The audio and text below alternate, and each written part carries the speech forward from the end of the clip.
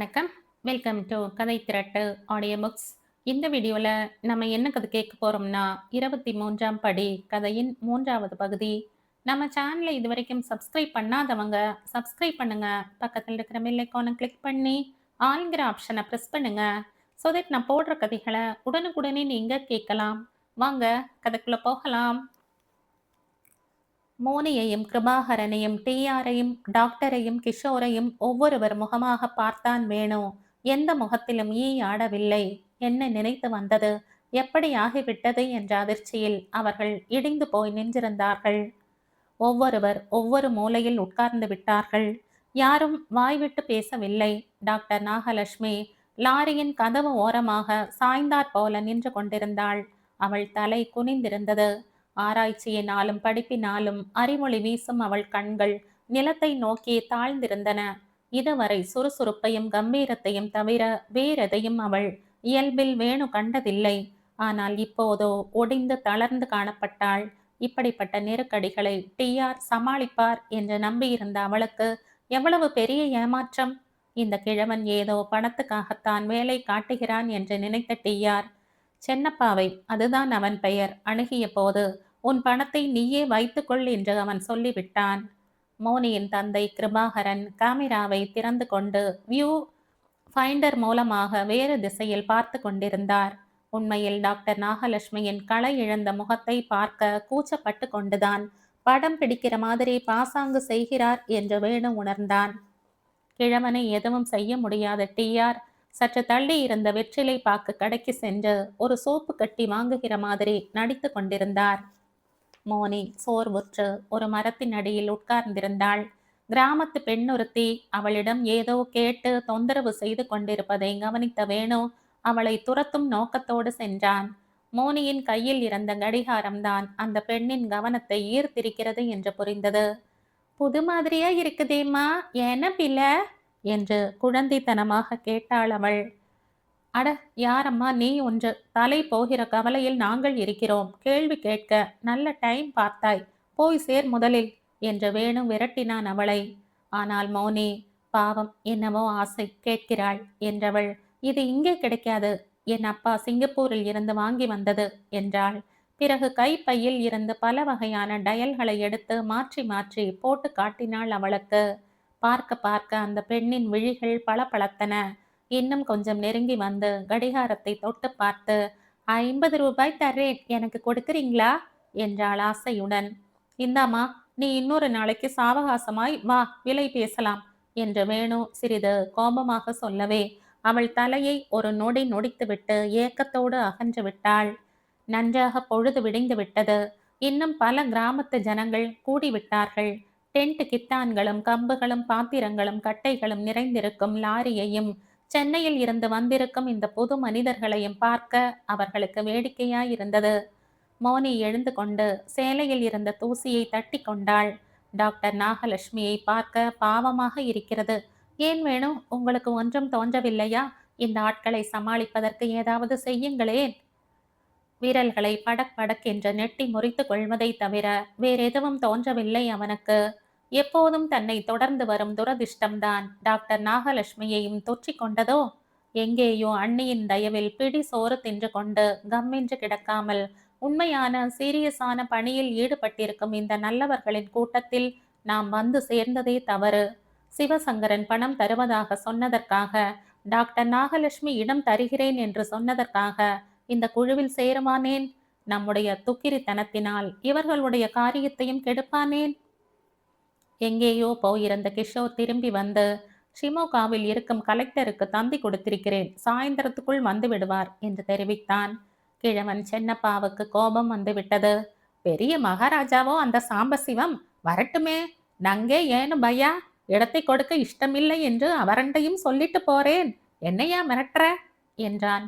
டிஆரின் முகத்தில் களை திரும்பாவிட்டாலும், சரி, எப்படியும் விடுதியில் போய் ரெஸ்ட் எடுத்துக் கொள்ளலாம், புறப்படுங்கள், அங்கே தங்குவதற்கு எவன் தயவும் தேவையில்லை என்றார். லாரிக்கு டிரைவர் காவல் இருக்க மற்றவர்கள் கும்பலாய் புறப்பட்டார்கள் கிராமத்துக்கு.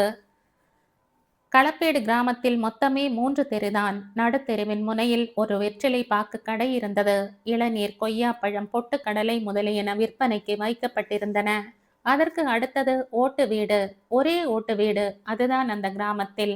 வாசல் திண்ணையில் சமையல்காரர் உட்கார்ந்திருந்தார். தனது பாத்திரங்கள், ஸ்டவ், கரசின் டின் முதலியவற்றுடன். வாசற்கதவு பூட்டியிருந்தது. என்னையா, ரெஸ்ட் எடுத்துக்கொள்ள நேரமும் இடமும் இதுதான் கிடைத்ததா என்று அவர் மீது பாய்ந்தார் டிஆர். ரெஸ்டா? சர்தான் போங்க. இங்க எல்லாம் தங்குவதற்கு யாரும் விடப்போவதில்லை. எதுக்காக அனாவசியமாய் சமையல் செய்யறேன்னு சொன்னாங்க. லாரியோடு நாமும் திரும்ப வேண்டியது தானே என்று டிஃபன் எதுவும் செய்யாமல் உட்கார்ந்திருக்கிறேன் என்றார் சமையல்காரர் பரிதாபமாக. பின்னால் இருந்த கிராமத்து கும்பலில் யாரோ கேலியாக சிரித்தார்கள். டாக்டர் நாகலட்சுமி கசப்பு நிறைந்த குரலில், இங்கே யாருக்கும் பசியும் இல்லை, ஒரு கப் காஃபி மட்டும் போட்டு கொடுங்கள் என்றாள். சமையற்காரர் கதவை திறந்து கொண்டு உள்ளே போய் ஸ்டவ்வை பற்ற வைத்தார். அவர்களுடைய உள்ளங்களைப் போலவே வீட்டின் உட்புறமும் இருள் கவிந்து குண்டும் குழியுமாயிருந்தது. பைகளையும் ஹோல்டால்களையும் தொப் தொப் என்று அவர்கள் போட்டபோது அந்த ஓசையில் அவர்களுடைய ஏமாற்றத்தின் சுமை எதிரொலித்தது. நேற்று ராத்திரி பஸ்ஸில் வரும்பொழுது, இன்றைய பொழுது இப்படியெல்லாம் இருக்கப் போகிறது என்று எப்படியெல்லாம் இருக்கப் போகிறது என்று வர்ணித்தாள் மோனி. தொல்பொருள் ஆராய்ச்சி குழுவில் ஒருவனாக முன்பின் தெரியாத ஒரு கிராமத்துக்கு வந்து முகாம் அமைக்கும் முதல் நாளில் எவ்வளவு சுவையான உற்சாகமான அனுபவங்கள் ஏற்பட்டிருக்க வேண்டும். எதுவும் இல்லை, எதுவும் இல்லை. ஒரு நெடுமூச்சுடன் வேணு வாசலுக்கு வந்தான். இன்னும் கூட 2-3 கிராமவாசிகள் அந்த வீட்டை வேடிக்கை பார்த்தபடி நின்று கொண்டுதான் இருந்தார்கள். வேணு திண்ணையில் உட்கார்ந்து கொண்டு, ஏம்பா, அந்த கிழவர் சென்னப்பா ஏன் அப்படி பிடிவாதம் பிடிக்கிறார் என்றான். அவர் எப்பவுமே ஒரு தினுசுங்க என்றான் ஒருவன். ஒரு தினுசு என்றால் கொடுத்த வார்த்தையை கூட மீறி விடுவதா என்ன? 3 மாதத்துக்கு முன்பு இங்கே வந்து பேசி முடிவு செய்துவிட்டுத்தானே போனார்கள். அப்போது ஒப்புக்கொண்டாரா இல்லையா? ஆமாங்க, அப்ப நான் கூட இருந்தேன். என்னவோ இப்ப இப்படி பேசுறார். வேணுவுக்கு நம்பிக்கை துளிர்த்தது. நியாயம் தெரிந்தவர்கள் நீங்கள் 4 பேர் இருக்கிறீர்களே, அவருக்கு சொல்லக்கூடாதா? அவர் ஒந்து மாதிரி யார் பேச்சையும் கேட்க மாட்டாருங்க என்று ஒருவன் சொல்ல, நாங்க என்ன அவரோட இளைய சம்சாரமா என்று இன்னொருவன் குறுக்கிட்டு சொல்லிவிட்டு சிரித்தான். இளைய சம்சாரமா? தோ தோ போகுது பாருங்க. அதான் கிழவருக்கு அதங்கிட்ட ஒரு இது. வேணு கூர்ந்து கவனித்தான். தெருமுனையில் சென்று கொண்டிருக்கும் பெண்ணை. மோனியுடன் பேசிக் கொண்டிருந்த அதே பெண்தான். ஒரு யோசனை உதித்தது அவனுக்கு. திண்ணையில் இருந்து தொப்பென்று குதித்தான். மோனி என்று அவசரமாக அழைத்தபடி வீட்டுக்குள் ஓடினான். பிற்பகல் 5 மணிக்குள் என்ன மாயம் நிகழ்ந்தது இங்கே? அறைக்கு அறை குழல் விளக்குகள் போட்ட மாதிரி இவ்வளவு பிரகாசம் எப்படி ஏற்பட்டது? சமையலறை வாசலில் கரிகாய்கள் உருண்டன, டப்பாக்கள் கவிழ்ந்தன, அடுப்பில் இருந்து கம் என்று மனம் வீசியது. அம்மியும் குழவையும் கடகடத்தன. வேணு, வடை பாயசத்தோடு உனக்கு விருந்து இன்றைக்கு என்றார் டிஆர் முந்திரி பருப்பில் சொத்தைகளை நீக்கியபடி. கிணற்றில் இருந்து தண்ணீர் எடுத்து வந்து கொண்டிருந்த கிழவன் வந்து, உங்கள் இஷ்டப்படியே செய்து கொள்ளுங்கள் என்று சொன்னபோது என் காதையே என்னால் நம்ப முடியவில்லை என்றான். சமையல் அறைக்கு எதிரில் இருந்த தாழ்வாரத்தில் ஒரு பழைய நாற்காலியை போட்டுக்கொண்டு அமர்ந்திருந்தாள் டாக்டர் நாகலட்சுமி. அவள் முகத்தில் பழைய களை திரும்பி இருந்தது. இப்போதெல்லாம் மாநாடுகள் நடக்கிற இடத்துக்கு ஒரு தலைவர் அல்லது தியாகியின் பெயர் வைக்கிறார்களே, அதுபோல நாமும் நம்முடைய கேம்புக்கு வேணுநகர் என்று பெயர் சூட்டிவிடலாம் என்றாள். தியாகி பெயர் சூட்டுவதென்றால் நீங்கள் மோனியின் பெயரைத்தான் சூட்ட வேண்டும் டாக்டர். விலை உயர்ந்த வாட்சை டக்கென்று எடுத்து கொடுத்தவள் அவள்தான் என்றான் வேணு. அதிருக்கட்டும், வாட்சை வாங்கி கொண்ட பிறகு என்னென்ன செய்தாய்? ஒன்றும் செய்யவில்லை. இந்தாமா பிடி என்று அவள் கையில் கொடுத்து, உன் புருஷன்காரனை ஒரு அதட்டல் போட்டு எங்களுக்கு வழிவிட சொல்லு என்றேன். அவள் என்ன சொன்னாளோ, என்ன அதட்டினாளோ, கரா புறாவென்று கன்னடத்திலும் துளுவிலும் 2 பேரும் சண்டை போடுவது கேட்டது. கொஞ்ச நேரத்தில் கிழவன் அடங்கிவிட்டான். நம்மோடு பெரிதாய் மோதல் வரும் என்று சுவாரஸ்யமாய் காத்திருந்த அக்கம் பக்கத்து ஆட்களுக்கு ஒரே ஏமாற்றம். இந்த கிழவன் எப்பவுமே இப்படித்தான், பெண்டாட்டி பித்து என்று திட்டிக்கொண்டே கலைந்து போனார்கள். அவன் சொன்னவற்றை கேட்டு வாய் விட்டு சிரித்து ரசித்த டாக்டர் நாகலட்சுமி, பிரமாதம் வேணும், பிரமாதம். உன்னால் தான் இந்த எக்ஸ்பெடிஷனை பிழைத்தது. இல்லாவிட்டால் இத்தனை நேரம் நாம் ஊருக்கு திரும்பிக் கொண்டிருப்போம் என்றாள். டாக்டர் நாகலட்சுமியை பார்க்கும்போது வேணுவின் இதயத்தில் கனிவும் அன்பும் நன்றியும் சுரந்தன. இவ்வளவு நன்றியும் அன்பும் காட்டும் இந்த பெண்மணியிடம் தனக்கு பகைமை ஏற்பட போவது போல் சொப்பனம் கண்டோமே. கருணை நிறைந்த இவளையா கொலை செய்ய போகிறோம்? வேணுவுக்கு சிரிப்பு வந்தது. அத்துடன் அந்த கனவில் கல்லும் முள்ளும் புதர்களும் நிறைந்த இடிபாடுகளை பார்த்தோமே, அதெல்லாம் இந்த பக்கத்தில் மருந்துக்கு கூட இல்லையே. மன நிறைவுடன் சிரித்து கொண்டவன் தற்செயலாக வாசல் புறம் பார்த்தான். ஏன் மோனி அங்கே தனியாக நின்று கொண்டிருக்கிறாள்? வாசலுக்கு விரைந்தான். அவள் கண்களில் கலவரம் குடிகொண்டிருந்தது. வேணு, அப்பா எங்கேயாவது போவதாக சொன்னாரா உங்களிடம் என்று கேட்டாள் பதைப்புடன். இல்லையே, ஏன் அவரை காணோமா என்ன? எனக்கு சத்தியம் பண்ணி கொடுத்திருக்கிறார், அதனால். கவலை மிகுதியினால் அரை குறையாக வாக்கியம் நின்று விட்டது. அவளுடைய பயத்துக்கு காரணம் அவனுக்கு புரிந்தது. வாக்கை காப்பாற்றுவார், கவலைப்படாதீர்கள் என்றான் வேணு. எந்த ஆதாரத்தில் அப்படி சொல்கிறோம் என்று அவனுக்கு தெரியவில்லை. உள்ளே போய் பேசிக் கொண்டிருங்கள், அவர் எங்கே போயிருந்தாலும் தேடி அழைத்து வருகிறேன் என்று உறுதி கூறிவிட்டு சட்டையை மாட்டிக்கொண்டு புறப்பட்டான். இளநீர் கடையில் மெதுவே விசாரித்த போது அந்த கிராமத்தில் மதுபானம் விற்கும் கடை எதுவும் இல்லை என்றும், அடுத்த கிராமத்தில் போகும் பாதையில் ஒரு கடை இருப்பதாயும் தெரிந்தது. அந்த திசையில் நடந்தான். யாரது எதிரில் வருவது? கிருபாகரனேதான் உற்சாகமான நடையுடன் வந்து கொண்டிருந்தார். திக்கென்றது வேணுவுக்கு. காரியம் கெட்டுவிட்டதா என்ன? அருகில் நெருங்கியதும் அவர் முகத்தை ஆராய்ந்தான். கண் சிவந்திருக்கிறதா, மனம் ஏதாவது வீசுகிறதா என்று. அவன் பயந்தபடி எதுவும் இல்லை. என்ன சார், நீங்கள் பாட்டுக்கு சொல்லாமல் கொள்ளாமல் புறப்பட்டு விட்டீர்கள் எங்கேயோ? உங்கள் டாக்டருக்கு பாவம் ரொம்ப கவலை என்றான். காமிராவை மறுத்தோளுக்கு மாற்றிக்கொண்டார் கிருபாகரன். கலெக்டர் வரப்போவதில்லை என்று பதில் தந்தையும் வந்தாயிற்று. எப்படியும் ஊருக்கு திரும்பிவிடப் போகிறோம் நாளைக்கே. வந்ததற்கு அடையாளமாய் 2 ஸ்னாபாவது எடுக்கலாமே என்று புறப்பட்டேன். ஏதாவது கிடைத்ததா? கிடைத்ததாவா? போய் பார், உனக்கே தெரியும். என்ன சார் அப்படி? போய் பாரேன், இதே திசையில் அசந்து விடுவாய். சரி, போகிறேன். நீங்களும் நேரே விடுதிக்கு போய் பாருங்கள், ஒரு பெரிய விசேஷம் இருக்கிறது என்றான் வேணு. என்ன விசேஷம்? போய் பாருங்களேன், அசந்து விடுவீர்கள். சிரித்து கொண்டே நடந்தார் கிருபாகரன். வேணுவும் அவர் சுட்டி காட்டிய வழியில் சென்றான். காலை வீசி நடப்பது இதமாக இருந்தது. இருபுறமும் சோளக்கதிர்கள் நிரம்பிய வயல்கள் விரிந்து பறந்து கிடந்தன. சாலை மெல்ல மெல்ல இருட்டி கொண்டிருந்தது. ஒரு பர்லாங்கு தூரம் சென்றிருப்பான். ஒரு புராதனமான கோயில் தென்பட்டது. என்ன மாதிரி கோவில் என்று தெரியவில்லை. கோபுரம் எதையும் காணோம். ஆனால் உயரமான துவஜ ஸ்தம்பம் தெரிந்தது. இன்னதென்று தெரியாத ஒரு மர்மமான சக்தி அவனை அந்த கோவிலை நோக்கி இழுத்தது. நடந்தான். எதிரில் வந்த ஒரு சைக்கிள் வாலிபனிடம் அது என்ன கோயில் என்று கேட்டபோது, ஜைனர்கள் கோயில், பஸ்தி என்று சொல்வார்கள் என்று பதிலளித்தான் அவன். திரும்பி விடவும் தோன்றியது. தொடர்ந்து செல்ல வேண்டும் போலவும் இருந்தது. கோயிலை நெருங்கி சென்றான். பாறாங்கற்களால் ஆன மதில் சுவர் பல இடங்களில் இடிந்து விழுந்திருந்தது. உள்புறம் எல்லாம் புதரும் செடியும் பாறைகளுமாக இருந்தன. கோயிலின் வாசலை பார்த்தாற் போல் இருந்த துவஜ ஸ்தம்பத்தில் எல்லா ஜைன கோயிலையும் போல க்ஷேத்திர பாலர் சிலை காணப்பட்டது. அதற்கு எதிரில் இருந்த பிரதான மண்டபத்தில் படிக்கட்டுகள் தென்பட்டன. அவை கீழிறங்கி செல்ல செல்ல இருள் சூழ்ந்து கொண்டது. மின்னல் போல் அவன் நினைவில் அந்த காட்சி எழுந்தது. கனவில் கண்ட அதே இடம், அதே படிகள். அவனுக்கு ஒருவித பதைப்பு ஏற்பட்டது. இங்கே வினாடி நேரம் கூட நிற்கக்கூடாது. விறுவிறுவென்று வெளியேறினான். வேகமாக நடந்தான். ஆனாலும் திரும்பி திரும்பி பார்த்து கொண்டேதான் சென்றான். கொசுவலையின் ஒரு பக்கத்தை மட்டும் மெதுவே தூக்கி தலைக்கு மேலாக முக்காடு போட்டு கொண்ட மாதிரி அழுத்தி பிடித்து கொண்டு வெளியே பார்த்தாள் மௌனி. விடிகாலை 5 மணி இருக்கும். கனத்த கம்பளியை போர்த்து கொண்டிருந்த போதிலும் வெடவெடவென்ற குளிர் நடுக்கியது. பக்கத்து கட்டிலில் டாக்டர் நாகலட்சுமி அயர்ந்த உறக்கத்தில் ஆழ்ந்திருந்தாள். டிஆருடன் இரவு வெகு நேரம் வரை அவள் ஏதோ விவாதித்து கொண்டிருந்தது மோனிக்கு நினைவு வந்தது. சுவரில் ஒரு குட்டி சந்திரன் சின்னதாய் முளைத்த மாதிரி விடிவிளக்கின் சுடர் ஆடாமல் அசையாமல் இருந்தது. குளியல் அறையில் இருந்து வெந்நீர் அடுப்பின் புகை மெல்லிய படலமாக வெளிப்பட்டு கொண்டிருந்தது. சமையல்காரர் தான் சாப்பிட வேண்டிய முதல் காஃபிக்காக ஃபில்டர் மூடியை டங் டங் என்று தட்டி கொண்டிருந்தார். எனக்கு இன்றைக்கு ரொம்ப சந்தோஷமாய் இருக்கிறது என்று யார் கழுத்தையாவது கட்டி கொண்டு கூவ வேண்டும் போல மோனிக்கு காலோடு தலை ஓர் ஆனந்தம் பரவி இருந்தது. அது ஏனென்று அவளுக்கே தெரியவில்லை. இன்று 4வது நாள் அவர்கள் இங்கே வந்து டாக்டர் நாகலட்சுமியின் தொல்பொருள் ஆராய்ச்சி ஆரம்பமாகி இடையூறு இல்லாமல் நடைபெற்று கொண்டிருக்கிறது. அதை நினைக்கையில் மகிழ்ச்சியாக இருந்தது.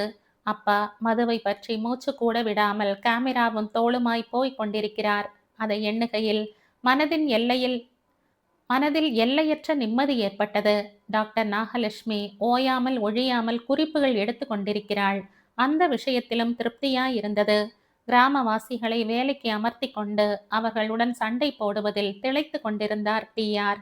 அதிலேயும் மகிழ்ச்சிதான். கூட இருக்கிற எல்லோருமே கிழங்கட்டைகளாக போய்விடாமல் வயதுக்கு தக்கபடி சிரித்து பேசி அரட்டை அடிக்க வேணுவும் கிஷோரும் இருக்கிறார்கள். மனம் உல்லாசப்படுவதற்கு என்ன தடை? மோனி கட்டிலில் இருந்து குதித்து கொண்டு இறங்கினாள். உடம்பும் உள்ளமும் துருதுருவென்று இருந்தன. குளியலறை புகையில் மூச்சு திணறிய போதிலும், தண்ணீரை மொண்டு ஊற்றிக்கொள்ளும் குவளை ஓட்டையாக இருந்த போதிலும், சோப்பில் நுரை வராதபடி கடுப்பு தண்ணீராக இருந்த போதிலும், துவாலையை கம்பியில் இருந்து எடுத்த போது அதில் ஒட்டடை ஒட்டி கொண்டிருந்த போதிலும், கண்ணாடியில் முகம் மங்கியதாகவே தெரிந்த போதிலும், தலைவாரி கொள்ள நினைத்த போது ஹேர் ஆயில் உறைந்திருந்த போதிலும், மோனியின் மனதில் அந்த வசதி குறைவுகள் பதியவில்லை. உவகைதான் பொங்கிக் கொண்டு வந்தது. ஏழைகளும் அப்பாவிகளுமான கிராமத்தார்களின் நடுவில் படாட்டோவுமாக இருக்கக்கூடாது என்று சாதாரண டெரிகாட்டன் புடவையையே கட்டி கொண்டாள். நக பூச்சு குப்பியை கையில் எடுத்தவள் வேண்டாம் என்று திரும்ப வைத்தாள். வாசலில் பேச்சு குரல்கள் கேட்டன. டென்ட்டுகளில் தங்கி வரும் டிஆரும் அப்பாவும் கிஷோரும் வேணுவும் தான் குளித்து முடித்து சிற்றுண்டிக்காக வந்து விட்டார்கள் என்று மோனி யூகித்து கொண்டாள். எனக்காக காத்திருக்க வேண்டாம், நீங்கள் எல்லோரும் சாப்பிட்டு கொண்டிருங்கள் என்று கூறிவிட்டு டாக்டர் நாகலட்சுமி குளிக்கப் போய்விட்டதால் குண்டும் குழியுமாக இருந்த தரையில் தையல் இலைகளை போட்டுக்கொண்டு அவர்கள் அமர்ந்தார்கள். ஒரு டிரான்சிஸ்டரை பாட வைத்து கொண்டே மோனியின் அருகில் உட்கார்ந்தான் கிஷோர். உங்கள் ஐடியாவே தனி. ஊரில் இருந்து டிரான்சிஸ்டர் கொண்டு வர வேண்டும் என்று வேறு யாருக்கும் தோன்றவில்லை பாருங்கள் என்று பாராட்டினாள் மோனி. ஊரில் இருந்து கொண்டு வரவில்லை, வாடகைக்கு எடுத்திருக்கிறேன் என்றான் கிஷோர். டிரான்சிஸ்டர் கூடவா வாடகையில் தருவார்கள்? தரமாட்டார்கள் தான். ஆனால் தெருமுனையில் வெற்றிலை பாக்கு கடை வைத்திருக்கிறாளே ஒரு பெண், அவளிடம் இருந்தது இது. காலையிலும் மாலையிலும் மட்டும் 2 மணி நேரத்துக்கு கொடு என்று கொடுத்தாள். ஒரு நாளைக்கு ₹1/2 வாடகை. பிரமாதம். அந்த அந்தாஸ் பாட்டை கொஞ்சம் பெரிதாய் வையுங்கள். காலை டிஃபனுக்கு போய் ரவா கேசரி போட்டிருக்கிறாயே, ஏன் இட்லி போதாதா என்று சமையற்காரனை அதட்டினார் டிஆர். சார், நான் தான் போட சொன்னேன். மைசூரில் இருக்கும் வரையில் மைசூர்காரர்கள் செய்வதை போல் செய்ய வேண்டுமில்லையா என்றான் கிஷோர். இந்த பக்கத்தில் எந்த ஹோட்டல் ஆனாலும் டிஃபனோடு ரவா கேசரி, இல்லாவிட்டால் வேறு ஏதாவது ஒரு ஸ்வீட் செய்கிறார்கள். அது இங்கே வழக்கமாம். அதற்காக நெய்யை இவ்வளவு கொட்டியிருக்க வேண்டாம். நான் என்ன நினைத்தேன் என்றால் என்று கேசரியை சுவைத்தபடியே பேசினார் கிருபாகரன். நேற்று முதல் தடவையாக மெக்காலித்திக் துண்டு ஒன்று கிடைத்ததில்லையா சைட்டில், அதை செலிப்ரேட் பண்ணுவதற்குத்தான் ஸ்வீட் போட்டிருக்கிறதாக்கும் என்று நினைத்தேன். சரிதான், ஒவ்வொரு துண்டுக்கும் ஒரு ஸ்வீட் போடுவதானால் எங்காவது கொள்ளையடிக்கத்தான் போக வேண்டும் பணத்துக்கு என்றார் டிஆர். ஏன் கிஷோர், மெக்காலித்திக் துண்டு என்றால் என்ன என்று மோனி விசாரித்தாள். கல்லாலான புராதனமான சின்னத்துக்கு அந்த பெயர். புராதனமான கட்டிடமோ கோவிலோ சிற்பமோ அங்கே இருந்திருந்தால் தோண்டி ஆராயும் போது அதன் துண்டு கிடைக்கும். அதை மெக்காலித்திக் துண்டு என்பார்கள் என்று விளக்கினான் கிஷோர். அட, அப்படி ஒரு துண்டு இங்கே நேற்று கிடைத்திருக்கிறதா? அதிலே என்ன ஆச்சரியம் மோனி? இந்த வட்டாரம் எல்லாமே சரித்திர சிறப்புள்ள இடங்கள்தான். பக்கத்தில் ஒரு குளம் இருக்கிறது. அங்கே ஒரு பழைய செப்பேடு கிடைத்ததென்று சென்னப்பா எடுத்து வந்து கலெக்டர் சாம்பசிவத்திடம் கொடுக்க, அதை அவர் நம் டாக்டரிடம் காட்ட, அதன் பேரில்தான் நாம் இத்தனை பேரும் இங்கே மண்ணை தோண்டி கொண்டிருக்கிறோம்.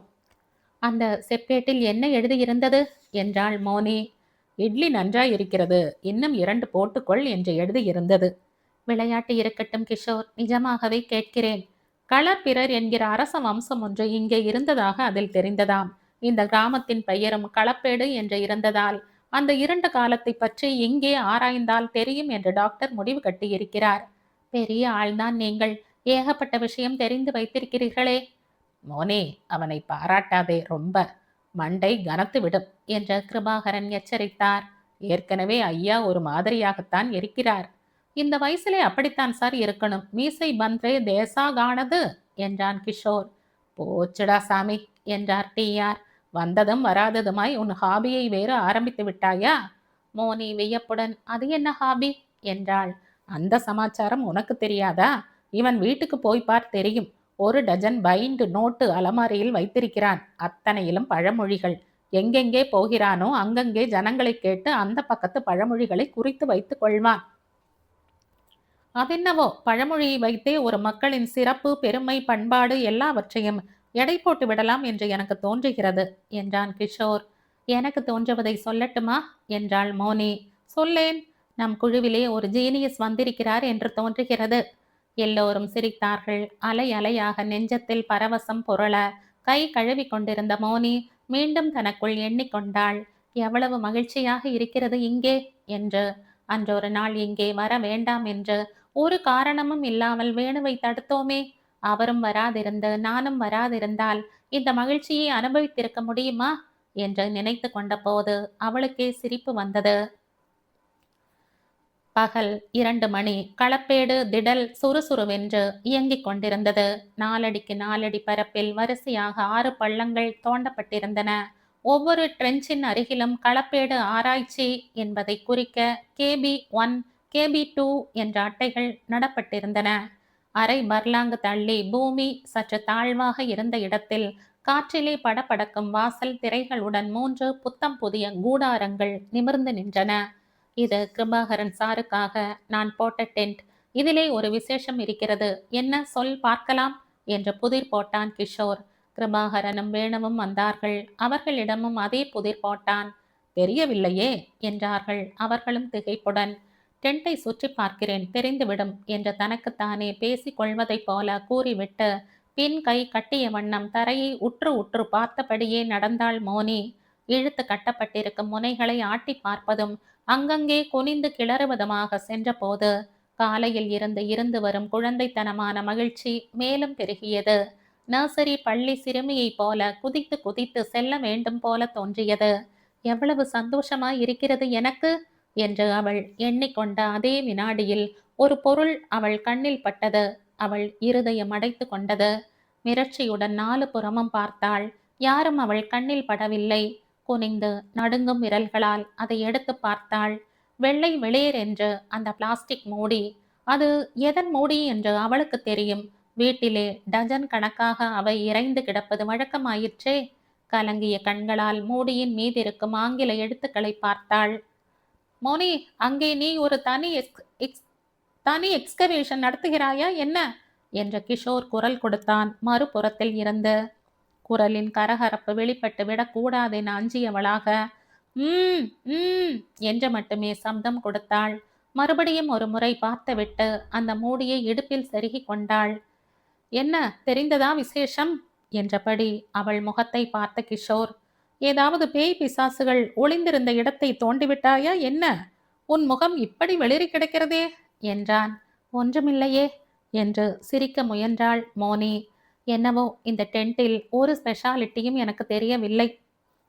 கிஷோர் கூடாரத்தின் வாசலை நெருங்கி, தோ இதை கவனி என்று திரை சீலையை தொட்டு காட்டினான். என்ன அதிலே ஸ்கிரீன் துணி நல்ல டிசைனாக இருக்கிறது, அவ்வளவுதானே என்றான் வேணு. ஆனால் கிருபாகரன் அதை புரிந்து கொண்டு சிரித்தார். ஓ, டபுள் பிளாஃப் போட்டிருக்கிறதை சொல்கிறாயா? தேங்க்ஸ் கிஷோர். வேணு எதுவும் புரியாமல், என்ன சார், என்ன டபுள் பிளாஃப் என்றான். நடுவில் விளக்குகிற மாதிரி இரட்டை திரைச்சீலை தொங்குகிறதே, கவனிக்கவில்லையா? உன் டென்ட்டை பார், வாசலில் ஒரே ஒரு திரைச்சீலை தான். எந்த கூடாரத்துக்காவது டபுள் பிளாஃப் போட்டால் அங்கே இருப்பவர் உயர்ந்த ஆபீசர் என்று அர்த்தம். கிஷோர் எனக்கு அந்த கௌரவத்தை வழங்கி இருக்கிறான் என்று விளக்கினார் கிருபாகரன். எட்டத்தில் இருந்த டாக்டர் நாகலட்சுமி கை தட்டி வேணுவையும் கிஷோரையும் கூப்பிட்டாள். அவர்கள் செல்வதற்காகவே காத்திருந்த மோனி மௌனமாக இடுப்பில் இருந்த அந்த மூடியை எடுத்தாள். தந்தையிடம் நீட்டினாள். அட, காலையில் இருந்து தேடுகிறேனே இதை, எங்கே அம்மா கிடந்தது என்றார் கிருபாகரன். பிறகு கூடாரத்துக்குள் சென்று ஒரு புட்டியை எடுத்துக்கொண்டு திரும்பி வந்தார். தண்ணீர் வைத்துக் கொள்வதற்காக ஊரில் இருந்து எடுத்து வந்திருந்தேன் இதை என்றவாறு தண்ணீர் குடித்துவிட்டு மூடியை திருகினார்.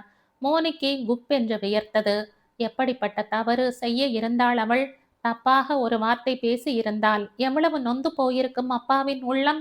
ஒரு பயங்கர சந்தேகம் விலகியதால் அவள் மகிழ்ச்சி மேலும் அதிகரித்தது. சார் என்று கூப்பிட்டபடி திரும்பி வந்தான் வேணு. என்னப்பா? நேற்று எடுத்த மண்பாண்ட துண்டுகளை எல்லாம் ரக வாரியாக பிரித்து ரெஜிஸ்டர் பண்ண சொல்லி இருந்தார் டிஆர்.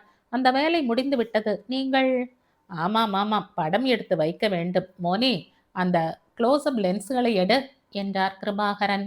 அவள் எடுத்து தந்ததும் கேமராவை தோளில் மாட்டிக்கொண்டு போய்விட்டார். மோனி வேணுவை பார்த்து புன்னகை செய்து, பரவாயில்லையே, வந்து 2 நாட்களுக்குள் பிக்கப் பண்ணி விட்டீர்களே என்றாள். கிஷோரின் சாமர்த்தியங்களில் பாதியையாவது எட்டி பிடித்து விட வேண்டும் என்று பார்க்கிறேன். ஏன் அந்த வார்த்தையை அவன் சொன்னான் என்பதை பற்றி அவள் சிந்திக்கவில்லை. ஓ, கொஞ்சம் கஷ்டமான லட்சியமாகத்தான் வைத்து கொண்டிருக்கிறீர்கள். விஷ் யூ ஆல் லக் என்றாள். வேணுவின் குரல் கனமாக இருந்தது. மோனி, அன்று பெங்களூரில் இருந்து பஸ்ஸில் வரும்போது நான் என்னென்னவோ கற்பனை செய்திருந்தேன். உதாரணமாக என்ற பொன் சிரிப்புடன் கேட்டாள். உன்னுடன் தினம் உலாவ போகலாம் என்று நினைத்திருந்தேன். யாருடைய தொந்தரவும் இல்லாமல் உன்னுடன் நாள் பூரா பேசிக் கொண்டிருக்கலாம் என்று நினைத்திருந்தேன். ஏன் இப்போதுதான் என்ன கெட்டுவிட்டது? நிஜமாவா மோனி? இப்போதே புறப்படலாமா? என்னை பொறுத்தவரையில் டாக்டர் எனக்கு வேலை எதுவும் கொடுக்கவில்லை. உங்களுக்கு? கொடுத்திருந்ததை முடித்து விட்டேன். அப்புறம் என்ன? புறப்படுங்கள், போகலாம். எங்கே போகலாம்? எங்கே வேண்டுமானாலும். உன்னுடன் எங்கே போனாலும் அந்த இடம் அழகாக ஆகிவிடும். இருந்தாலும் நீயே சொல்லேன். சொல்லட்டுமா? கீழுதட்டை மெல்ல கடித்து கொண்டு என்ற ஹம் பண்ணியபடி யோசித்தாள் அவள். ரைட் என்ற கையை சொடுக்கினாள் இறுதியில். அன்றைக்கு அப்பா பார்த்துவிட்டு வந்தாரே அந்த இடம், ஒரு பழங்காலத்து ஜைன கோவில் இருக்கிறதாமே. திக் என்றது அவனுக்கு. அதுவா? பிரமாதமா இருக்கிறதாம். கவலையே வேண்டாம். அங்கே ஏதோ ஒரு அலாதியான த்ரில் இருக்கிறது என்று அப்பா சொன்னார். உங்களையும் போய் பார்க்கும்படி சொல்லிவிட்டு வந்தேன் என்றாரே. விதியா அல்லது கண்ணுக்கு தெரியாத ஏதோ ஒரு சக்தியா? எது அந்த புராதன இடத்துக்கு தன்னை திரும்ப திரும்ப இழுக்கிறது? வேணு ஒரு வினாடி தயங்கினான். மறு வினாடி மோனியுடன் தனியே செல்ல போகிறோம் என்ற ஆனந்தத்தில் அந்த தயக்கம் மறைந்தது. தோ இந்த வழியாக போனால் என்று அவன் கையை காட்டிய அதே வேளையில், மோனி, உனக்கு ஒரு வேலை வைத்திருக்கிறேன். டாக்டர் நாகலட்சுமியின் குரல் ஒலித்தது. KB4 என்று சின்ன போர்டு நட்டு வைத்திருக்கிறது பார். தோ அந்த 4வது ட்ரெஞ்ச். அங்கே கிஷோர் மட்டும் தனியாய் வேலை செய்து கொண்டிருக்கிறான். சரி, உள்ளே இறங்குவதற்காக படிக்கட்டு போட்ட மாதிரி வெட்டி இருக்கிறது. உள்ளே இறங்கி கொஞ்சம் கொஞ்சமாய் அந்த உள் சுவர்களை கத்தியால் தடவி தடவி ஸ்கிராப் செய்ய வேண்டும். அதைத்தான் கிஷோர் செய்து கொண்டிருக்கிறான். நீயும் அந்த ட்ரெஞ்சில் இறங்கி இன்னொரு சுவரை கவனி.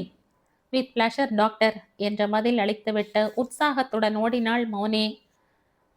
நீ என்னுடன் வா வேணு என்று சொல்லிவிட்டு நடந்தாள் டாக்டர் நாகலட்சுமி.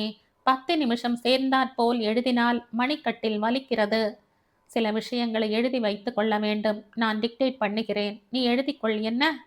திரும்பி பார்த்தவளுக்கு வேணுவின் முகம் ஏன் அப்படி இருண்டிருக்கிறது என்று புரியவில்லை. தன்னை அவன் ஏன் அப்படி உறுத்து பார்க்க வேண்டும் என்பதும் தெரியவில்லை. 3வது கூடாரத்தில் ஒரு பழைய முக்காலியும் மேஜையும் இருந்தன. ஒரு மரப்பெட்டியில் பேனா, கத்தி, மண் வெட்டி முதலியன போட்டு மூடி வைத்திருந்தார்கள். அதன் மீது டாக்டர் நாகலட்சுமி உட்கார்ந்து கொண்டாள்.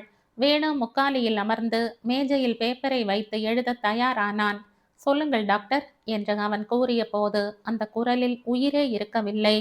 மோனியும் அவனும் சேர்ந்து உல்லாசமாக வெளியே செல்ல திட்டமிட்டிருந்த போது அதை கெடுத்ததோடு மட்டுமல்லாமல் மோனியும் கிஷோரும் சேர்ந்து தனியே இருப்பதற்கு வழியும் செய்து தந்ததற்காக டாக்டர் நாகலட்சுமி மீது உள்ளுக்குள் ஆத்திரம் கொண்டிருந்தான் அவன். அது டாக்டர் நாகலட்சுமிக்கு தெரியாது. அவள் பாட்டுக்கு ஏன்ஷியன்ட் இந்தியா என்ற ஒரு புல்லட்டில் இருக்கிறது தெரியுமா? கவர்மெண்ட் ஆஃப் இந்தியா வெளியீடு. வருஷம் பூரா எங்கெங்கே என்னென்ன எக்ஸ்கவேஷன் நடக்கிறது என்று அதில் ரிப்போர்ட் வரும். நம்முடைய வேலையை பற்றியும் அவர்களுக்கு தெரிவிக்க வேண்டும். ஏற்கனவே நாளாகிவிட்டது என்று சொல்லிக்கொண்டே போனாள். வேணுவின் மனம் அந்த 4வது ட்ரெஞ்சிலேயே இருந்தது. பள்ளத்தின் உட்புற சுவரை மெல்ல மெல்ல சுரண்டி கொண்டிருக்கிறான் கிஷோர். ஜாக்கிரதை ஜாக்கிரதை, ஏதாவது அரை குறையாக தட்டுப்பட்டாலும் அப்படியே நிறுத்திவிட்டு உடனே டாக்டர் நாகலட்சுமியிடம் தெரிவித்து விட வேண்டும். இல்லாவிட்டால் அவர் ரொம்ப சத்தம் போடுவார்கள் என்கிறாள் மோனி. அது இருக்கட்டும் மோனி, இந்த சுவரை தடவும் போது நான் என்ன நினைத்து கொள்கிறேன் தெரியுமா? என்ன என்கிறாள் அவள். அவன் அவள் கையை பிடிக்கிறான். தோ இந்த மலர் கையை தடவுவதாக நினைத்து கொள்கிறேன். அப்புறம் என்னால் முரட்டுத்தனமாய் சுரண்டுவதற்கு மனம் வருமா என்கிறான். உடனே இருவரும் சிரிக்கிறார்கள். 6 அடி பள்ளத்துக்கும் மேலே அலை அலையாய் வருகிறது அவர்களுடைய ஆனந்த சிரிப்பு. என்ன எழுதினாயா என்ற டாக்டரின் அதட்டல் வேணுவை உலுக்கி எழுப்பியது. என்ன சொன்னீர்கள் என்று தடுமாறினான். என்ன சொன்னேனா என்று அவனை கோபத்துடன் முறைத்து பார்த்தாள் நாகலட்சுமி. ஆனால் அவள் மேலே ஏதும் சொல்லும் முன், டாக்டர் என்று கூவிக்கொண்டே பரபரப்பாக உள்ளே வந்தார் டிஆர். என்ன டிஆர், என்ன விஷயம் என்று டாக்டர் நாகலட்சுமி திகைத்தாள். என்னோடு வாருங்களேன், சொல்கிறேன். ஏன்? மூன்றாவது ட்ரெஞ்சில் ஸ்கிராப் செய்து கொண்டிருந்தேன். அங்கே ஒரு பொருள் தட்டுப்பட்டது. நீங்கள் வந்துதான் அதை எடுக்க வேண்டும் என்று அப்படியே விட்டுவிட்டு ஓடி வந்தேன். எந்த ட்ரெஞ்ச்? மூன்றாவது என்றா சொன்னீர்கள்? கேட்டுக்கொண்டே டிஆர் சொன்ன இடத்துக்கு விரைந்தாள் டாக்டர் நாகலட்சுமி. ஓட்டாஞ்சல்லி போன்ற ஒரு சின்னஞ்சிறு பொருள், ஒரு பானையின் உடைந்த துண்டம். தெய்வத்தை தரிசனம் செய்த பக்தனைப் போல டாக்டர் நாகலட்சுமியின் கண்களில் பரவசமும் மகிழ்ச்சியும் மின்னின. உள்ளங்கை அகல சில்லை கையால் தொடுவது கூட அபச்சாரம் என்று கருதியவளைப் போல நடுங்கும் விரல்களில் அதை ஏந்தி கொண்டிருந்தாள். ஒன்றுமில்லாத ஒரு சிறு மண் சில்லுக்கு பெரிதாய் ஆர்ப்பாட்டம் பண்ணுகிறார்கள் என்று முதலில் தோன்றியது வேணுவுக்கு. ஆனால் அவர்கள் பேச்சிலும் முகத்திலும் தென்பட்ட பரபரப்பை கவனித்த பிறகுதான் அது ஏதோ முக்கியமான விஷயம் என்று உணர்ந்தான். மற்ற ட்ரெஞ்சுகளில் வேலை செய்து கொண்டிருந்தவர்களும் மேலே ஏறி வந்து அவர்களை சுற்றி குழுமி விட்டார்கள். கூலி ஆட்களும் ஒவ்வொருவராய் வந்து கொண்டிருந்தார்கள். நல்ல ஆரம்பம்தான் இல்லையா வேணு என்ற மோனியின் குரல் கேட்டது. தன்னை உரசினாற்போல் அவள் இருப்பதை உணர்ந்ததும் வேணுவின் மனம் மகிழ்ந்தது. 10 கிஷோர்கள் முளைத்தாலும் இவளையும் என்னையும் பிரிக்க முடியாது என்று அவன் எண்ணிக்கொண்டான். இழந்திருந்த உற்சாகம் திரும்பியது. இதை கவனியுங்கள் டிஆர் என்றாள் டாக்டர் நாகலட்சுமி. அந்த தளவாய் முறை எக்ஸ்கவேஷனில் கிடைத்ததே சில மண்பாண்டம். அதிலேயும் இதே மாதிரி டிசைன்கள் தான் இருந்தன. ஞாபகம் இருக்கிறதா உங்களுக்கு? ஆமாம் டாக்டர் என்றார் டிஆர். நாகலட்சுமியின் கையில் இருந்த மண்பாண்ட துண்டை கூர்ந்து பார்த்தபடி, ஒரே கல்ச்சர், ஒரே மாதிரியான ஜனங்கள் இங்கேயும் அங்கேயும் வசித்திருக்கிறார்கள் என்று அர்த்தம் இல்லையா? ஆமாம் என்றாள் நாகலட்சுமி. ஆகவே களப்பிரர்கள் கன்னட நாட்டில் இருந்துதான் தமிழ்நாட்டுக்கு பரவினார்கள் என்ற என் தியரிக்கு இது ரொம்ப முக்கியமான எவிடன்ஸ். அவள் கிஷோரின் பக்கம் திரும்பினாள். உனக்கு ஒரு வேலை கிஷோர். Ready doctor. நீ இந்த உடைந்த துண்டத்தை வைத்துக்கொண்டு முழு பாண்டத்தையும் ரீகன்ஸ்ட்ரக்ட் பண்ணி வரைந்து தர வேண்டும். ஓஎஸ் டாக்டர், நான் வேறெதற்கு இருக்கிறேன்? இன்று சாயந்தரத்துக்குள் செய்து தரலாம் இல்லையா? இன்று சாயந்தரத்துக்குள்ளாகவா வந்து? ஏன் கிஷோர், ட்ரெஞ்சில் உன் வேலையை வேறு யாரேனும் பார்த்து கொள்வார்கள். அதற்கில்லை டாக்டர், ஒரு சின்ன ஆக்சிடென்ட் என்று தன் வலது கையை காட்டினான் கிஷோர். ஆட்காட்டி விரலின் நுனியில் ஒரு சிறிய துணி கட்டு போட்டிருந்தது. என்னது, வெட்டி கொண்டாயா? எங்கே என்றாள் டாக்டர். மோனி சொன்னாள். பேனா கத்தியால் ட்ரெஞ்சில் சுரண்டி கொண்டே இருந்தார். கொஞ்சம் அஜாக்கிரதையாய் இருந்ததால் நகத்தில் பட்டுவிட்டது. சட்டென்று ஒரு துணியை கிழித்து கட்டு போட்டேன். வேணுவுக்கு சுருக்கென்றது.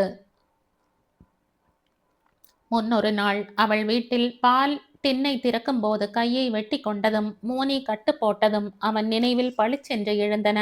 அப்போது தன் மனம் அனுபவித்த இன்ப உணர்ச்சிகள் எல்லாம் அவனுக்கு ஞாபகம் வந்தன. அதே போல்தான் இன்றைக்கு கிஷோருக்கும் இருந்திருக்குமோ? எண்ணி பார்க்கவே வேதனையாக இருந்தது. அதே சமயம் மோனியின் மீது கோபமும் ஏற்பட்டது. தனக்கு செய்த அதே முதல் உதவியை இவனுக்கும் அவள் ஏன் செய்ய வேண்டுமென்று. விண் விண் என்று தெரிக்கிறது. டிராயிங் கரெக்டாய் வரைய முடியுமோ என்னவோ, அதான் பார்க்கிறேன் என்றான் கிஷோர். எல்லாம் வரும், நீ முயற்சி பண்ணிப்பார் ப்ளீஸ் என்று ஊக்கினாள் டாக்டர் நாகலட்சுமி. நான் இந்தியன் ஆர்கியாலஜி பத்திரிகைக்கு நாளைக்கே ஒரு கட்டுரை அனுப்ப வேண்டும் என்று பார்க்கிறேன். உன் படமும் இருந்தால் உபயோகமாயிருக்கும். ரைட்டோ டாக்டர், நான் முடித்து விடுகிறேன். சில மெட்டீரியல்ஸ் தேவைப்படுகிறது. இங்கிருந்து 4 மைலில் ஒரு டவுன் இருக்கிறதாம். மோனியும் வருகிறேன் என்றாள். போய் தேவையானதை வாங்கி கொண்டு 7-8 மணிக்குள் வந்து விடுகிறேன். நாளை காலை நீங்கள் கட்டுரை தயாரித்து முடிப்பதற்குள் நான் படத்தை கொடுத்து விடுகிறேன். சரிதானே? கிஷோர் என்றால் கிஷோர் தான் என்று அவனை பாராட்டி விடை கொடுத்தாள் நாகலட்சுமி. தலையை வலிக்கிறது டாக்டர், நான் போய் ரெஸ்ட் எடுத்துக் கொள்கிறேன் என்று புறப்பட்டான் வேணு. வேணு சார், மணியாடற்காரன் இன்று உங்களை வந்து தேடினான். என்னிடம் கொடு என்றேன், கொடுக்க முடியாது என்று சொல்லிவிட்டான் என்றார் சமையல்காரர். வாழைக்காய் துண்டங்களை தண்ணீரில் கழுவிய வண்ணம். வேணு திகைத்தான். எங்கிருந்து பணம் வந்திருந்தது? மதராஸில் இருந்துதான். 100 ரூபாய் உங்களிடம் ஒரு லெட்டர் வாங்கி வைத்து கொண்டால் நாளைக்கு திரும்பி வருவானாம். சிவசங்கரன் தான் அனுப்பியிருக்க வேண்டும் என்று யூகித்து கொண்டான் வேணு. வந்து 1 வாரம் ஆவதற்குள்ளேயே பணம் அனுப்பி அவனுடைய வார்த்தையை காப்பாற்றி கொண்டு விட்டான். அவன் கேட்டிருந்தபடியே இங்கே என்னென்ன செய்து கொண்டிருக்கிறோம் என்பதை கடிதம் எழுதி தெரிவிக்க வேண்டும். வாசலில் ஏதோ சலசலப்பு கேட்டது. 20-30 குழந்தைகள், பள்ளிக்கூட சிறுவர்கள் திமு திமுவென்று படியேறி வருவதை வேணு கண்டான். சென்னையிலேயே அவன் வசித்த தெருவிலே ஒரு கார்ப்பரேஷன் பள்ளிக்கூடம் உண்டு. கிட்டத்தட்ட இந்த நேரத்தில்தான் விடுவார்கள். குறுகலான தெரு. எதிரிலே மாடோ காரோ வந்தால் குழந்தைகள் அவன் வீட்டுக்குள் தான் புகுந்து கொள்வார்கள். ஏன்றே, டாக்டர் நாகலட்சுமி இருக்காரா சுவாமி என்று விசாரித்தபடி ஒரு கன்னடக்காரர் முன்னால் வந்தார்.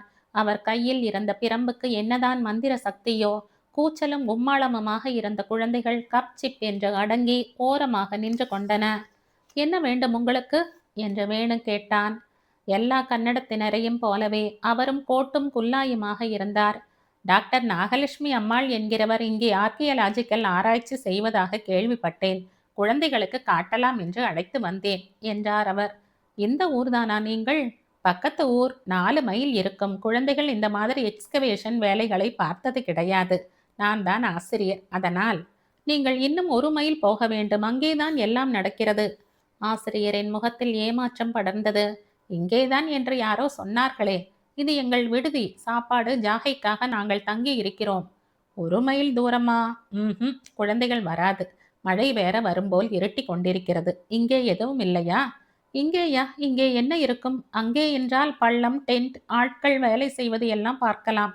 அங்கே தோண்டி எடுத்த பொருட்களை இங்கேதானே கொண்டு வந்து வைப்பீர்கள். குழந்தைகள் வேணுவின் முகத்தையும் ஆசிரியர் முகத்தையும் மாறி மாறி பார்த்து கொண்டிருந்தன. வேணுவுக்கு பரிதாபமாக இருந்தது. நீங்கள் நினைக்கிற மாதிரி பெரிய பெரிய சிலைகள், விக்கிரகங்கள் அந்த மாதிரி எதுவும் இங்கே கிடைக்கவில்லை. மண்பாண்டங்கள், சிறிய ஆயுதங்கள் போதுமே. ஏதோ இவ்வளவு தூரம் வந்ததற்கு அதாவது பார்க்கட்டும், கொஞ்சம் காட்டுங்கள் என்று மன்றாடினார் அந்த ஆசிரியர். சரி வாருங்கள், ஆனால் எதையும் கையால் தொடக்கூடாது என்று எச்சரித்துவிட்டு முன் அறையில் இருந்த அலமாரியை திறந்து காட்டினான் வேணு. இதற்குள் பல குழந்தைகள் மெல்ல மெல்ல நழுவி வாசற்புறம் சென்று விட்டார்கள். அவர்களை கழுதைகள், வானரங்கள் என்று திட்டிக் கொண்டே கதவை சாத்திவிட்டு வாசலுக்கு சென்றார் அந்த ஆசிரியர். வேணுவும் அவரை பின் தொடர்ந்தான். தூறிக் கொண்டிருந்த மழை பலத்திருந்தது.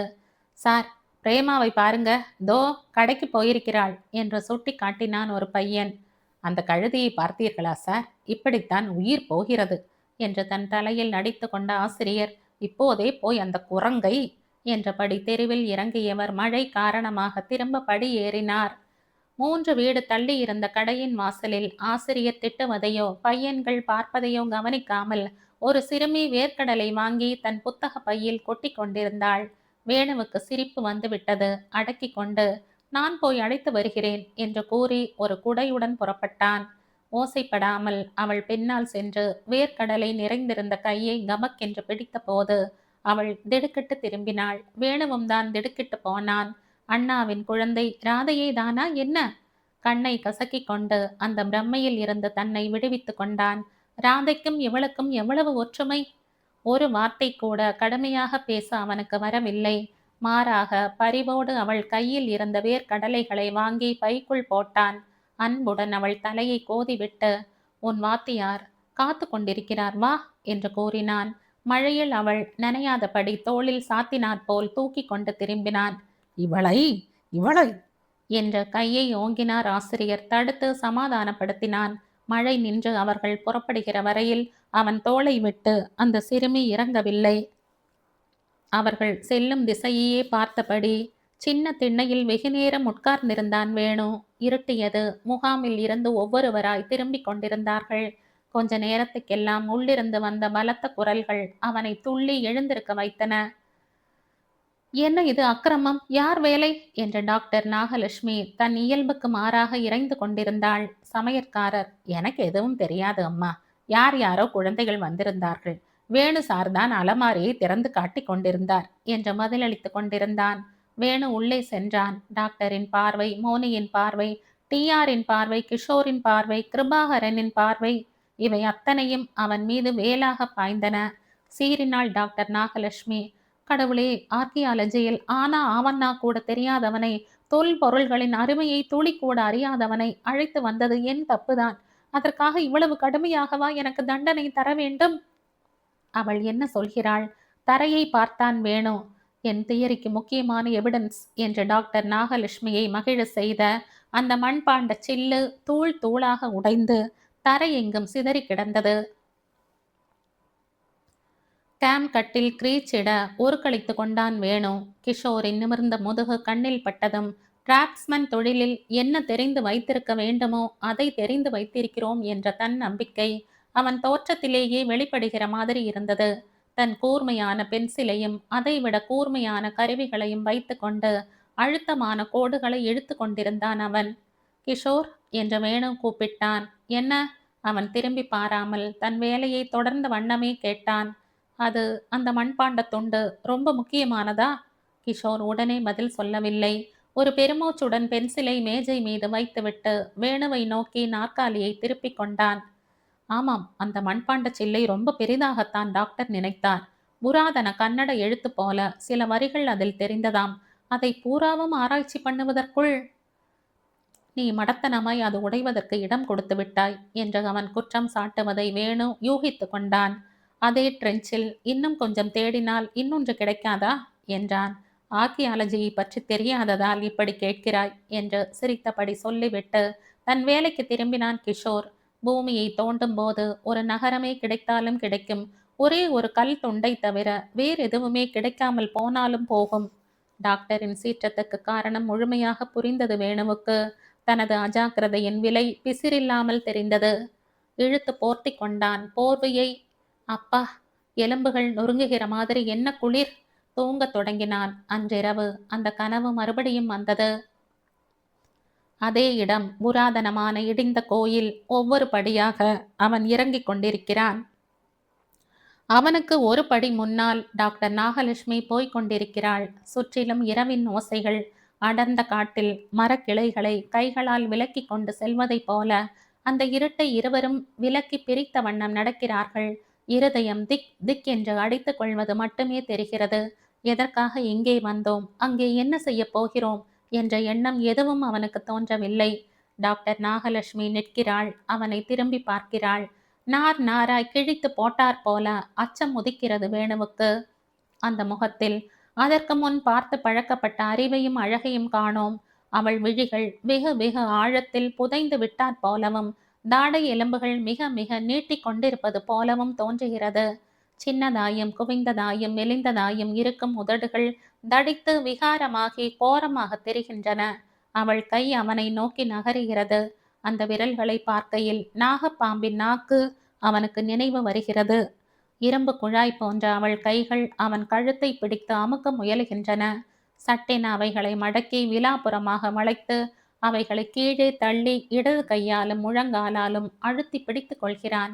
அவள் திமிருகிறாள். எம்பியும் புரண்டும் அவனை கீழே தள்ள படாத பாடுபடுகிறாள்.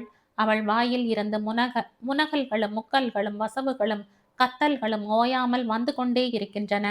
அவன் தன் இடுப்பில் இருந்த ஒரு குத்து கத்தியை எடுக்கிறான். அவள் வீறிடுகிறாள். அதை லட்சியம் செய்யாமல் குத்துகிறான் அவளை. முதலில் பூ குவியலிலும் பிறகு கற்குவியலிலும் பட்ட மாதிரி அவள் மார்பு சதையை கிழித்து கொண்டு பாயும் கத்தி அடுத்து வரும் எலும்பு கூட்டை சந்தித்ததும் திடுக்கிட்டாற் போல் நிற்கிறது. அவள் செத்துவிட்டாள். அவள் வாயும் கையும் அவனை முறைத்து கொண்டு ஆவென்று பிளந்து நிற்கின்றன. அவள் கைகளும் கால்களும் கிடுகிடுவென்று விரைப்படைகின்றன. கால்களால் அந்த சடலத்தை புரட்டி விடுகிறான். மேலும் இரண்டொரு படி உருண்டுவிட்டு சிதைந்து போன குட்டி சாத்தான் பொம்மை மாதிரி அது சலனமற்று கிடக்கிறது. கனவு முடிந்து விட்டது. சடக்கென்று கட்டிலில் எழுந்து உட்கார்ந்து கொண்டான் வேணு. அந்த பல்லை கிட்டும் குளிரில் கூட அவன் உடம்பு தொப்பலாய் நனைந்திருந்தது வியர்வையினால். எப்படிப்பட்ட பயங்கர கனவு என்று எண்ணிக்கொண்டான். கனவை காட்டிலும் அது விடுக்கும் எச்சரிக்கைதான் அவனை அதிகம் நடுங்க வைத்தது. டாக்டர் நாகலட்சுமிக்கும் நமக்கும் என்ன பகைமை? இவளை போயா நாம் கொலை செய்வதாக சொப்பனம் கண்டோம் என்று முன்பு அவன் சிரித்தது உண்டு. இப்போது சிரிப்பு வரவில்லை, பயம் வந்தது. நிஜமாகவே அப்படி நடந்து விடுமோ? மோனியையும் தன்னையும் பிரித்து மோனியையும் கிஷோரையும் சேர்த்து வைத்தாள் என்று அன்றைக்கு ஒரு நாள் நாகலட்சுமியின் மீது எரிச்சல் வந்தது. இப்போது அவள் அவனை வாய்விட்டு திட்டி அவள் மானம் போகும்படி செய்து அவனுடைய தீராத வெறுப்பை சம்பாதித்து கொண்டிருக்கிறாள். இப்படியே சிறுக சிறுக பகை வளர்ந்து உண்மையிலேயே அவளை ஒரு நாள் கொலை செய்யும்படி நேர்ந்து விடாது என்பது என்ன நிச்சயம்? யார்தான் அதற்கு உத்தரவாதம் கொடுக்க முடியும்? வேணு கூடாரத்தை விட்டு வெளியே வந்தான். கொலை குளிராக இருந்தது. ஆகாயமே தெரியாதபடி பனி போர்த்து கொண்டிருந்தது. கூடாரத்தின் உட்புறம் பார்த்தான். கிஷோர் அயர்ந்து தூங்குவது தெரிந்தது. இந்த தரையில் தேவைக்கு மேல் ஒரு நிமிஷம் கூட நிற்பது அபாயம் என்று அவன் உள் உணர்வு எச்சரித்தது. வேலை இல்லாதவனாக, 2 காசு சம்பாதிக்க தெரியாதவனாக, அண்ணனுக்கும் அண்ணிக்கும் பாரமாக இருப்பது பரவாயில்லை. ஆனால் கொலைகாரனாக இருக்கக்கூடாது. இனி இங்கே இருந்தால் அந்த நிலைமை நிச்சயமாய் வந்துவிடும். மர்மமானதொரு சக்தி அவனை மேலும் மேலும் இழுத்து கொண்டே போய் டாக்டர் நாகலட்சுமிக்கும் அவனுக்கும் தீவிர பகைமையை வளர்த்து என்றைக்காவது ஒரு நாள் அவன் கொலை புரியும்படி செய்துவிடக்கூடும். திரும்ப திரும்ப வந்து கொண்டிருக்கும் அந்த கனவுக்கு பொருள் அதுதான். வேண்டாம் வேண்டாம், இந்த இடத்தை விட்டு போவதால் இழக்கப் போவது எதுவும் இல்லை. மோனியை விட்டு பிரிய வேண்டுமே என்றுதான் அவனுக்கு வருத்தமாயிருந்தது. ஆனால் இங்கேயே இருந்துவிடப் போகிறாளா என்ன? 2 மாதமோ 3 மாதமோ சென்னைக்கு வந்து விடுவாள். அங்கே சந்தித்து காதலை புதுப்பித்துக் கொள்ளலாம். ஆனால் அதற்குள் அவள் எவ்வளவு 100 முறை கிஷோரிடம் தனியே இருக்க நேரிடுமோ? அவனுடன் சேர்ந்து ட்ரெஞ்சிலே இருக்கவும் உலாவ போகவும் எவ்வளவு சந்தர்ப்பங்கள் வருமோ? பலவந்தமாக அந்த எண்ணங்களை உதறினான் வேணு. இந்த கதையின் தொடர்ச்சியை அடுத்த பதிவில் கேட்கலாம். நன்றி.